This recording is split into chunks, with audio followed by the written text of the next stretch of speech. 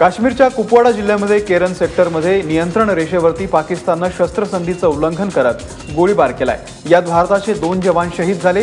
सुरक्षा दलाच्या जवानांनी काश्मीरच्या बडगाम जिल्ह्यात हिजबुल मुजाहिदीनच्या 3 दहशतवाद्यांना कंठस्नान घातलं। या घटनेनंतर पाकिस्ताननं सीमेवरती गोळीबार केला। पाकिस्तानी सैन्यानं पूंछ जिल्ह्यामध्ये गोळीबार केला।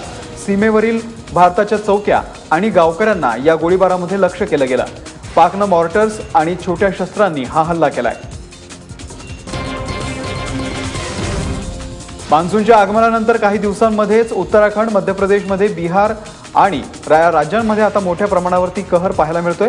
उत्तराखंड राज्यातले 337 रस्ते वाहतुकीसाठी बंद करण्यात आलेत, तर बद्रीनाथ हायवे 20 मीटर पर्यंत वाहून गेल्याची माहिती आहे। परिणामी बद्रीनाथ केदारनाथ यात्रा सुद्धा तात्पुरती थांबवण्यात आली आहे। देहरादून शहराचा मसुरीशी संपर्क तुटला असून 550 यात्रेतले भाविक सध्या अडचणीमध्ये सापडलेले आहेत।